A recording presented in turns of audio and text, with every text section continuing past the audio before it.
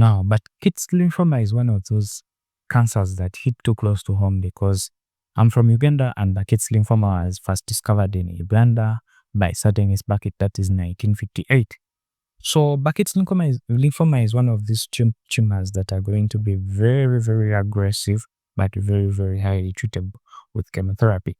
Let's look at it. Let's see what they test on examinations, the things that they may be actually very much interested in, and also what you should know for your patient approach and some of the treatment things important things that you should know about Burkitt lymphoma.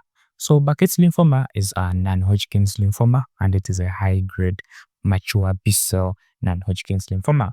It is one of the most aggressive but the most curable human cancers. And when we say cure, you understand most of the time we use remission when it comes to cancer, but this is said to be one of the curable ones.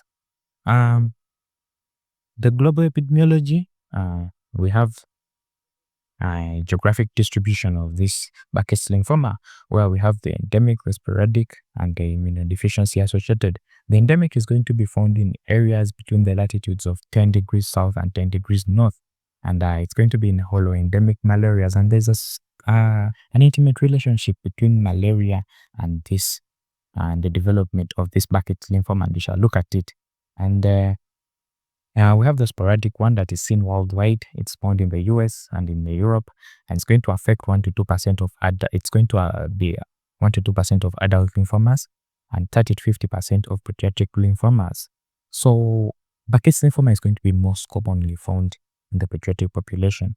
When we look at the immunodeficiency-associated, it's going to be in HIV patients or people post-transplant. So when we look at the age, Burkitt lymphoma the endemic is going to be around 47 years, and the sporadic is going to occur in older individuals or adults.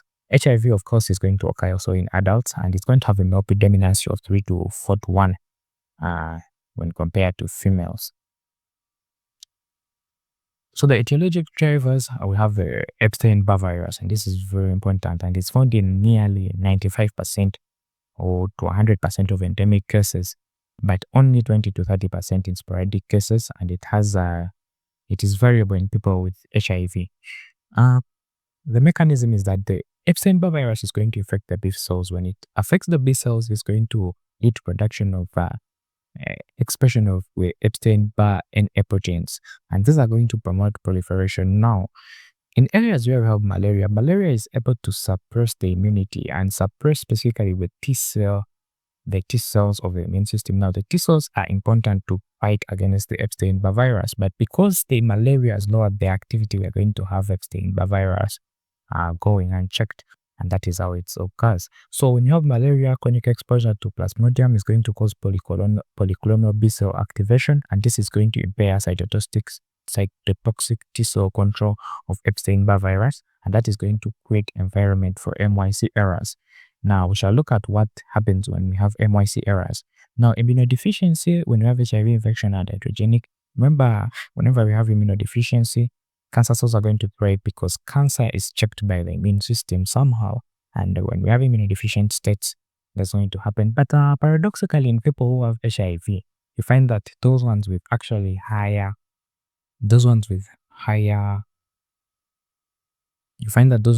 higher CD4 count are more affected with this Epstein-Barr virus. And the explanation to that is not very clear, but it's something that is atypical. When we look at the molecular pathogenesis, the central event that is going to occur is what we call the MYC activation. And the common translocations caused by these mutations brought about by Epstein-Barr virus or other things are going to be these ones. The T, we're having a T aged 14, a Q24 to Q32.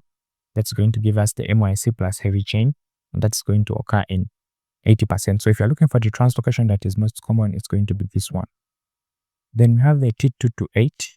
That's going to give you the MYC kappa. Then T8 to 22 is going to give you the MYC plus lambda.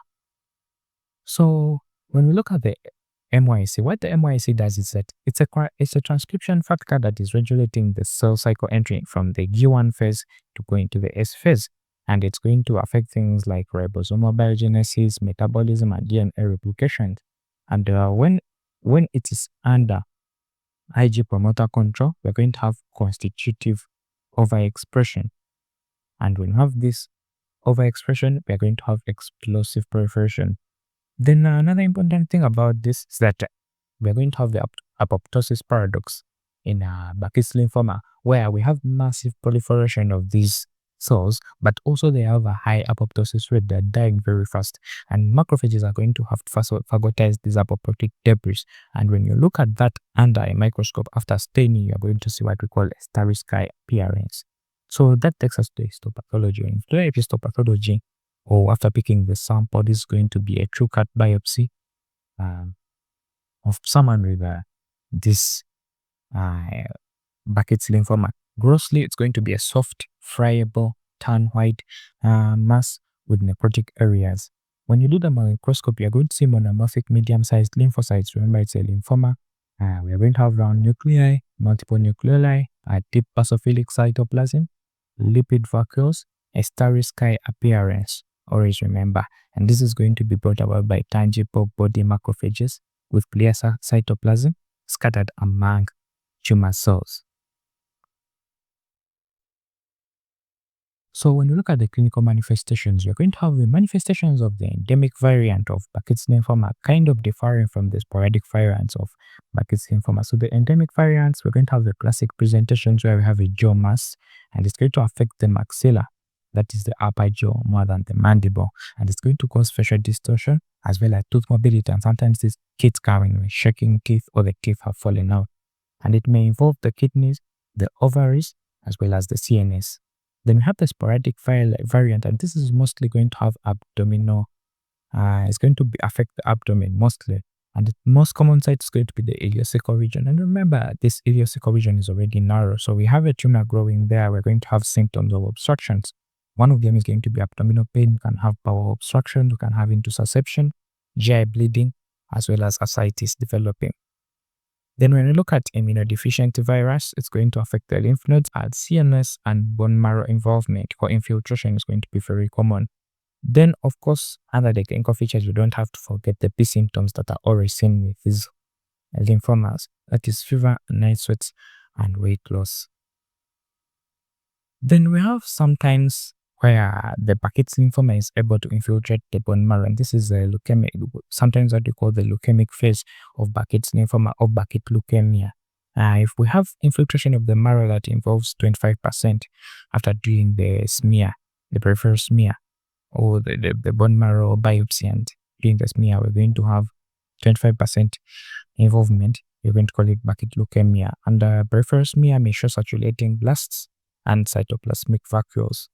So laboratory findings in Burkitt lymphoma, we're going to have very high LDH, and this is because of the tumor. So the tumor breaks down, or as the tumor increases in size, we're going to have increased LDH production, elevated uric acid, hyperkalemia, hyperphosphatemia, hypocalcemia, and sometimes you have what we call the spontaneous tumor lysis syndrome. Now, tumor lysis syndrome is going to be the spontaneous breakdown of this tumor, or it can be after chemotherapy or before chemotherapy. And when the tumor cells break down rapidly, they're going to release all the intracellular components into the blood system. They're going to release calcium, they're going to use potassium, and things like that, phosphate. And these things are going to cause different electrolyte imbalances that are going to present. Now, I made a video about tumor lysis syndrome.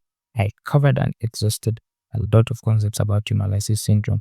Please check that out, and it's one of the most tested concepts about Burkitt lymphoma, by the way. Then when you go to the staging, we have the Ann Arbor, which is the Hodgkin's, which is the staging we use for Hodgkin's and adult non-Hodgkin's lymphoma. And this staging system is going to be based on the diaphragm. So I didn't include it here. I didn't find it too, but you should know it. We take things like tumor is on the same diaphragm, tumor on both sides of the diaphragm, things like that. Then we have the Sancute or the Murphy that we use for pediatric and non-Hodgkin's lymphoma like the Burkitt, and for which it considers the abdomen and CNS and marrow involvement. And this is very, very important when it comes to pediatric populations. So when you look at the complications of tumor lysis syndrome, one of the complications of Burkitt lymphoma, one of them is going to be tumor lysis syndrome, and this is very, very important, very, very common, and it's going to be the most cause of mortality in these kids with Burkitt lymphoma. Some of them are going to come already with tumor lysis syndrome Some are going to develop tumor lysis syndrome as the chemotherapy begins. Bone marrow failure is common when it's going to give us anemia, thrombocytopenia, neutropenia, bleeding, and sepsis. CNS spread is common where they develop headaches, CN palsy, cranial pulses, and seizures. GI mass effects, when we have GI involved, sometimes if it's the mediastinum, we shall have issues with breath, issues with the respiratory system, and things like that. Renal injury is common because of uric acid nephropathy. This is going to come also from the tumor lysis, because as you release these nucleic acids from inside the cells, they're broken down into uric acid and they cause these crystals in the kidneys that will result into the renal injury. Chemotoxicity is going to be another thing, and this is going to lead to severe neutropenia. Remember, chemotherapy drops the immune system, and when you have this severe neutropenia, it's going to cause infection. So let's look at the treatment of Burkitt lymphoma. Some of the basics you should know is that Burkitt lymphoma requires short but high intensity regimens, and most of the time even the dose is not, we prefer not to reduce the dose. So you want to give these short high intensity regimens, and they are it's going to be very, very intense. The regimens include CODOX-M, IVAC, Hyper-CVAD, and the D approach. Now, I didn't go into details of these things. It's a very, very complicated thing.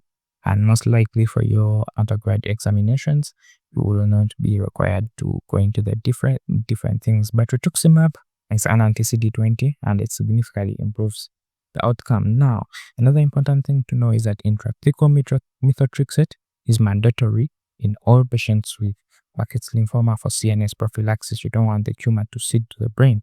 And surgery is not a treatment. You do not go and excise the tumor because you're seeing it. That will not cure it. Radiotherapy is also rarely indicated. So the pause or the important thing you should never forget about Burkitt lymphoma is that it's a fast doubling tumor with a Chi-67. This is the index of multiplication near 100%. So this tumor within 25 hours has already doubled its size. That is the one of the most feared things about it. MYC translocation is the diagnostic hallmark. A Starry-sky appearance is due to high apoptosis. And when you see a jaw tumor in an African child, think endemic Burkitt lymphoma. If you see an idiopsychal mass in a child, think sporadic Burkitt lymphoma. And high tumor lysis syndrome risk even before chemotherapy. And because of this risk, these kids are even treated. The tumor lysis syndrome is going to be treated with rasburcase more than other purina. Now, if you haven't watched my tumor lysis syndrome video, I'm sure you're asking yourself, what are those? I did really cover them. Please check it out. I'm going to leave a link to it at the end of this video. Click on it, check it out. If you've forgotten those things, revise through it. This is Made One Pager. My name is Benjamin. See you in the next video.